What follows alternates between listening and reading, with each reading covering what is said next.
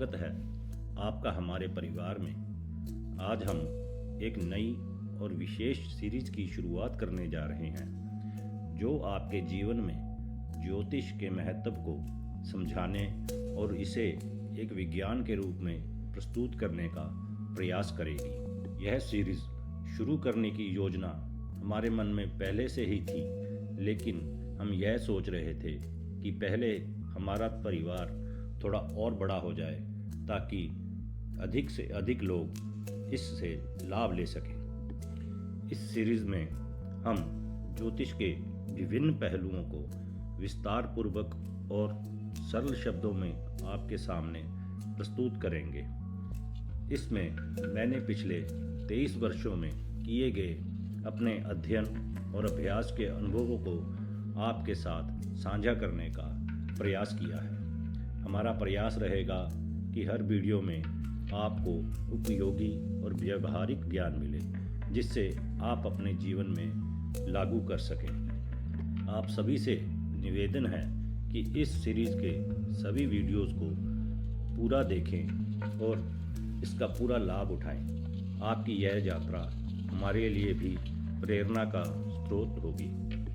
चलिए अब बिना समय गवाए आज का अध्याय शुरू करते हैं। इस पहले भाग में हम ग्रहों और राशियों की मूलभूत जानकारी लेंगे। इससे आपको आगे आने वाले विषयों को समझने में आसानी होगी। मैं इस पूरी जानकारी को बेहद सरल और सहज तरीके से प्रस्तुत करूंगा ताकि आप इसे आसानी से ग्रहण कर सकें। तो आइए ज्योतिष के इस अद्भुत संसार में कदम रखें और इसे समझने की यात्रा शुरू करें। कुंडली का प्रत्येक भाव अपने आप में विशेष महत्व रखता है जो व्यक्ति के जीवन के अलग अलग पहलुओं को दर्शाता है। यह चार्ट जिसे आप देख रहे हैं प्रत्येक भाव के माध्यम से व्यक्ति के जीवन के किसी न किसी पहलू को बता रहा है। पहला भाव जातक के शरीर, रंग रूप, स्वभाव, व्यक्तित्व और जीवन के आरंभिक वर्षों को दर्शाता है। दूसरा भाव धन, परिवार, वाणी, बचत इत्यादि के बारे में जानकारी देता है। तीसरे भाव से जातक का साहस, पराक्रम, छोटे भाई बहन और संचार से संबंधित बातों का पता चलता है। चौथा भाव माँ का सुख, घर, वाहन, भूमि और मानसिक शांति को दर्शाता है। पांचवा भाव जातक की बुद्धि, रोमांस, उच्च शिक्षा इत्यादि के बारे में जानकारी देता है। छठे भाव से शत्रु, रोग, ऋण और प्रतियोगिताओं से जुड़ी स्थिति को दर्शाता है। सातवां भाव विवाह, जीवन साथी और साझेदारी के मामलों को उजागर करता है। आठवें भाव से व्यक्ति की आयु, दुर्घटनाएं, जीवन में अचानक घटने वाली घटनाओं को दर्शाता है। नौवां भाव भाग्य, धर्म, आध्यात्मिकता और लंबी यात्राओं का प्रतिनिधित्व करता है। 10वें भाव से जातक के कर्म, करियर, बिजनेस, पिता के साथ संबंध और समाज में स्थिति को दर्शाता है। 11वां भाव लाभ, इच्छाओं की पूर्ति, मित्रों और बड़े भाई बहनों से जुड़ा होता है। 12वें भाव से खर्च, हानि, विदेश यात्रा और मोक्ष की स्थिति को दर्शाता है। इस चार्ट में आप देख रहे हैं कि कौन सा ग्रह किस राशि का स्वामी है। सूर्य सिंह राशि के स्वामी हैं।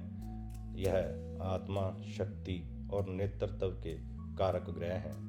चंद्रमा कर्क राशि के स्वामी है। यह मन, भावनाएं और माता का कारक ग्रह है। मंगल मेष और वृश्चिक राशि के स्वामी हैं। यह ऊर्जा, साहस और पराक्रम के कारक हैं। बुध मिथुन और कन्या राशियों के स्वामी हैं।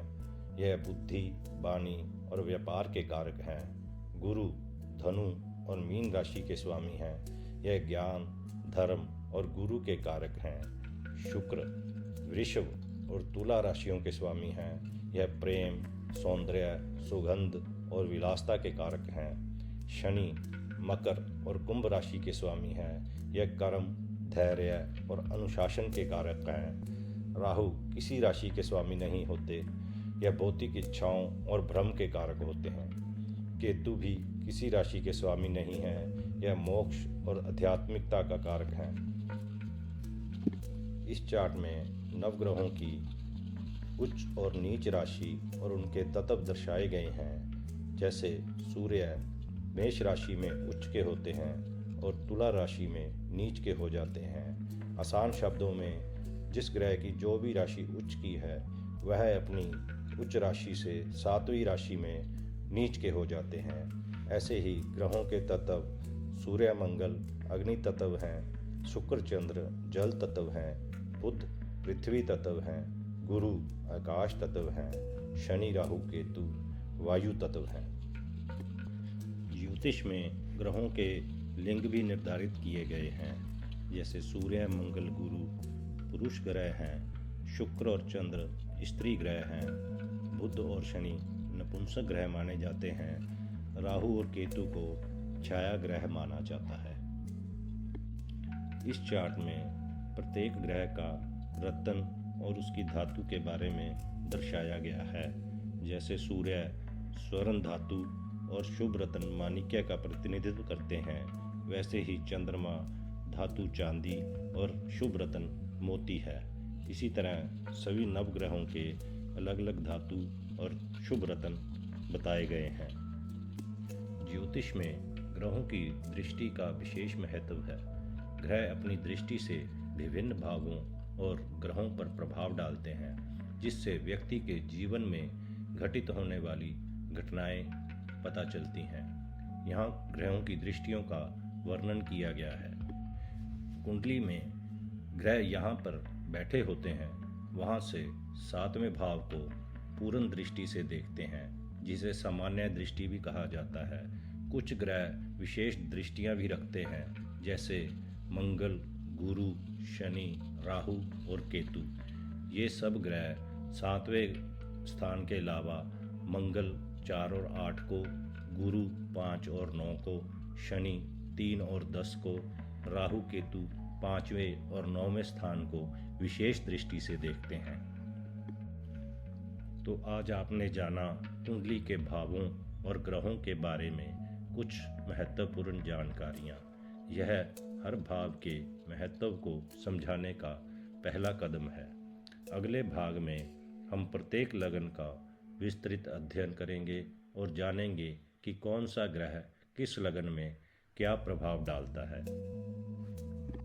यदि आपका कोई प्रश्न है या आप किसी विषय पर और जानना चाहते हैं तो कमेंट में लिखना ना भूलें। हमारे चैनल को सब्सक्राइब करें और बेल का आइकन दबाना ना भूलें, ताकि हमारे अगले वीडियो की जानकारी सबसे पहले आ सके। धन्यवाद और जुड़े रहिए ज्योतिष के इस रोचक सफ़र में। नमस्कार। अगर आपको हमारा वीडियो पसंद आया हो तो कृपया चैनल को सब्सक्राइब करें और बेल आइकन दबाएं, ताकि आपको हमारे नए वीडियो की नोटिफिकेशन सबसे पहले मिले। आपके लाइक और कमेंट्स हमें और बेहतर कंटेंट बनाने के लिए प्रेरित करते हैं, इसलिए हमें अपने विचार ज़रूर बताएं।